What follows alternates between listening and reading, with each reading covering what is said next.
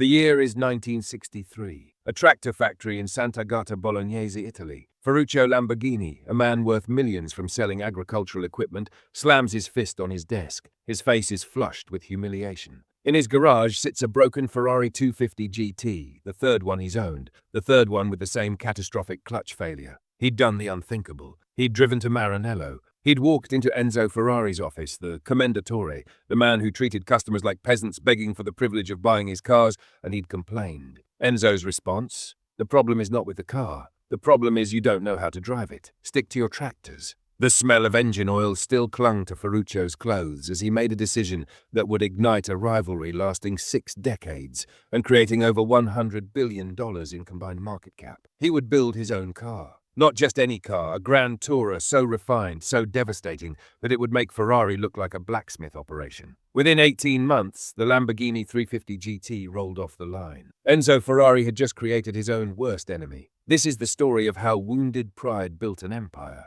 how 2 Italian titans waged a luxury war that shaped the entire global supercar industry, and why the echoes of that boardroom insult still determine which billionaires drive what today. Let's rewind. Ferruccio Lamborghini was born in 1916 to grape farmers. He had nothing. After World War II, he started converting surplus military hardware into agricultural tractors, a genius arbitrage play that turned battlefield scrap into liquid assets. By his early 40s, Lamborghini Trattori was printing money. He was rich, but wealth wasn't enough. He wanted prestige. That's when he started buying Ferraris. Now, here's what you need to understand about Enzo Ferrari's business model, because it was deliberately antagonistic. Ferrari didn't sell cars to make money from cars. He sold cars to fund his racing obsession. Every road car was essentially a dividend extracted from wealthy customers to finance Formula One. Enzo famously despised his buyers. He once said customers were a necessary evil. This created a bizarre dynamic. Ferrari's customers were paying premium prices for vehicles with known mechanical defects, and they were expected to feel grateful. Ferruccio saw the vulnerability immediately. His scheme was surgical. He didn't try to outrace Ferrari. That was a losing game against a company born on the track. Instead, he targeted the lifestyle segment. The men who bought Ferraris weren't racing drivers. They were industrialists, playboys, celebrities. They wanted comfort, reliability, and presence. Step 1. Hire Ferrari's own engineers. Ferruccio poached Giotto Bizzarini, the man who designed the legendary Ferrari 250 GTO, and paid him double. Step 2. Build a car specifically engineered for road use. Better clutch, better gearbox, air conditioning, something Enzo considered weakness. Step 3. Price it competitively. The Lamborghini 350 GT launched at roughly the same price point as comparable Ferraris, but with superior daily drivability. This wasn't just competition. This was a hostile takeover of Ferrari's customer base, executed by a tractor manufacturer with a grudge. But Ferruccio was about to discover something critical. Enzo Ferrari didn't lose gracefully. By 1966, the battle escalated beyond anything Ferruccio anticipated.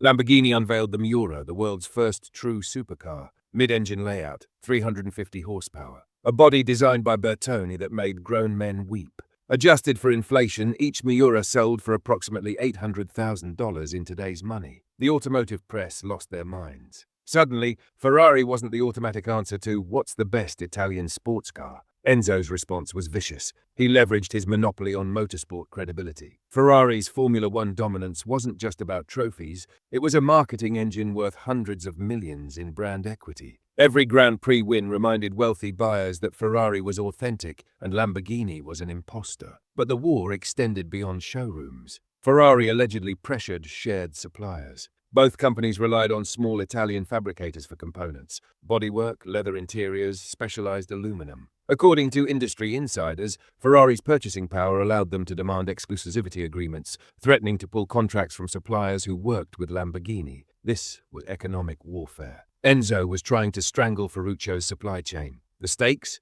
By 1970, Ferrari's annual revenue translated to roughly $180 million inflation-adjusted dollars. Lamborghini was capturing an estimated 15 to 20% of the ultra-luxury GT market, tens of millions in diverted sales. Ferruccio countered with the Countach in 1974, a car so aggressive it made the Miura look conservative. Those scissor doors? A deliberate design choice to ensure no one would ever confuse a Lamborghini for anything else. But here's what most documentaries ignore. Despite building arguably the more innovative cars, Lamborghini was bleeding money. The company was leveraged to the edge of bankruptcy. Why? because Ferruccio made one catastrophic miscalculation about his core business, and it nearly destroyed everything. The oil crisis. Fuel prices quadrupled overnight, the global economy plunged into stagflation, and here's the brutal irony. Ferruccio's tractor business, the empire that funded his car obsession, collapsed. Lamborghini Trattori had been acquired by a competitor in a distressed sale. His liquidity evaporated. Unlike Ferrari, which had Fiat as a financial backstop, they'd acquired a 50% stake in 1969,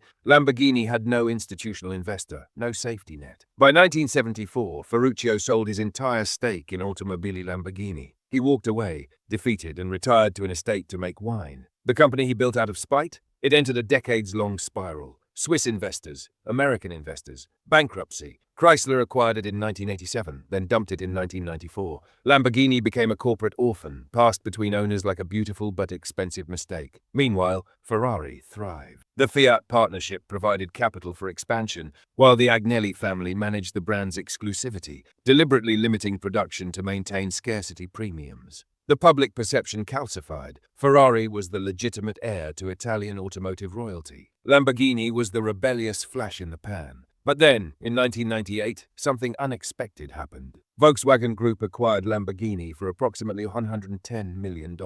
Pocket change for a German automotive conglomerate. They immediately injected capital, stabilized operations, and did something Ferruccio never could. They gave Lamborghini a balance sheet strong enough to truly compete. Today, Ferrari's market cap exceeds $75 billion.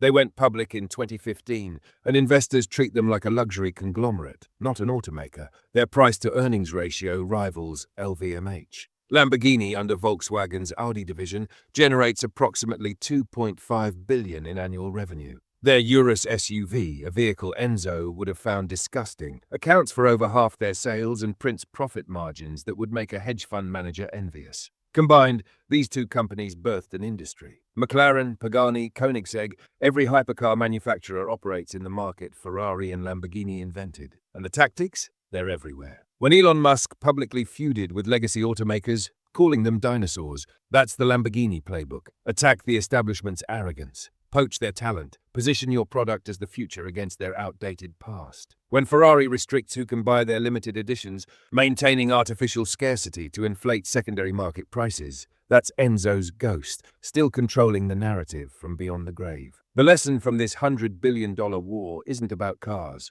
It's about this. The most dangerous competitor isn't the one who wants your market share. It's the one you personally insulted, who now wants your legacy. Enzo Ferrari died in 1988. His company is worth more than General Motors. Ferruccio Lamborghini died in 1993. His name is still painted on machines that make children stop and stare. Two men, one insult, and an empire of engineered desire that will outlast us all.